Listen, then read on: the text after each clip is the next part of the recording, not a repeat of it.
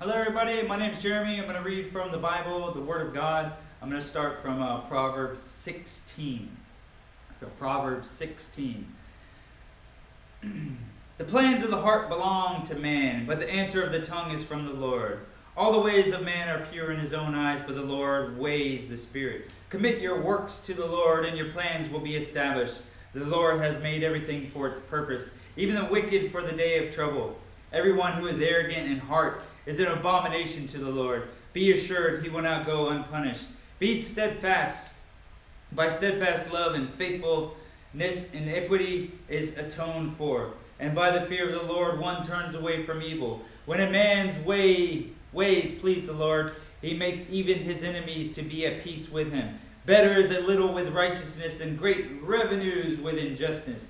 The heart of a man plans his way, but the Lord establishes his steps. An oracle is on the lips of a king. His mouth does not sin in judgment.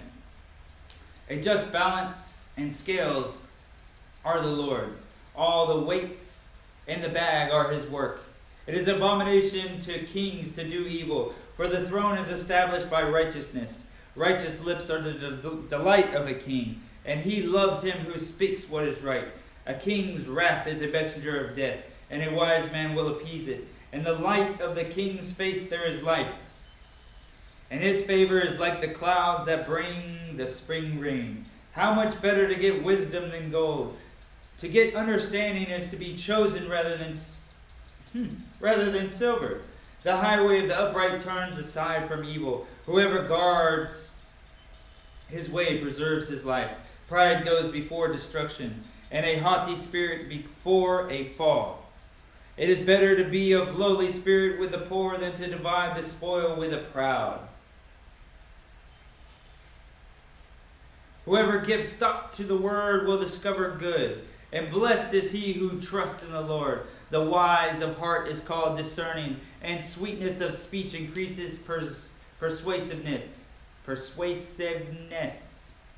Good sense is a fountain of life to him who has it, but the instruction of fools is folly. The heart of the wise makes his speech judicious, and adds persuasiveness to his lips. Gracious words are like a honeycomb, sweetness to the soul and health to the body. There is a way that seems right to a man, but its end is in the way to death. A worker's appetite works for him. His mouth urges him on. The worthless man plots evil, and his speech is like a scorching fire. A dishonest man spreads strife, and a whisperer separates close friends. A man of violence entices his neighbor, and leads him in a way that is not good. Whoever winks his eyes plans dishonest thing. He who purses his lips brings evil to pass. Gray hair is a crown of glory. It is gained in a righteous life. Whoever is slow to anger is better than the mighty, and he who rules his spirit than he who takes the city.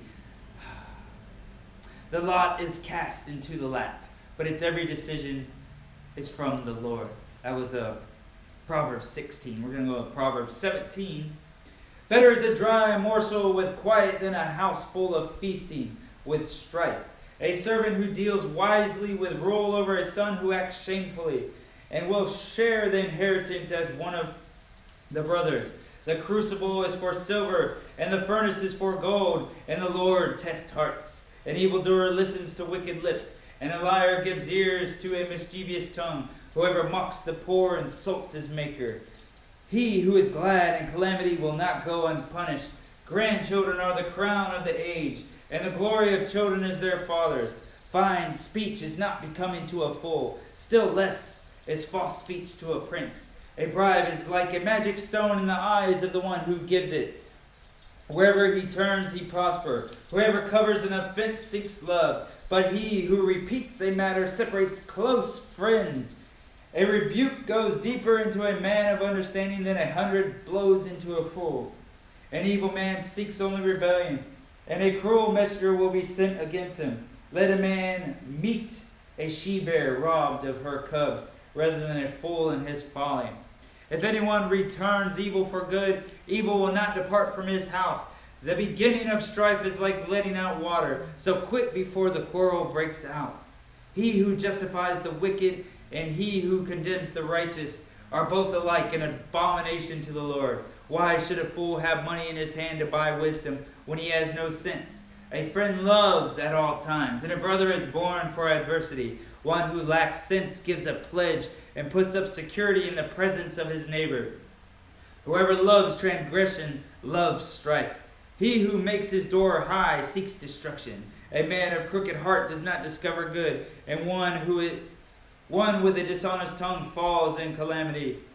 He who sires a fool gets himself sorrow, and the father of the fool has no joy. A joyful heart is good medicine, but a crushed spirit dries up the bones.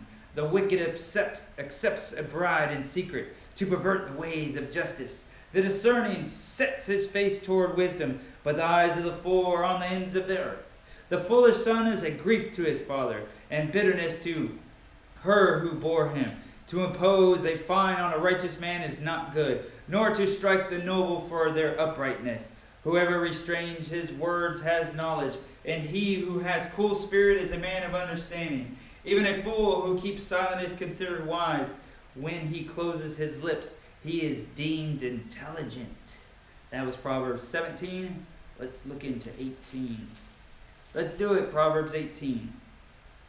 Whoever isolates himself seeks his own desire. He breaks out against all sound judgment. A fool takes no pleasure in understanding, but only in expressing his opinion. When wickedness comes, contempt comes also, and with dishonor comes disgrace. The words of a man's mouth are deep waters.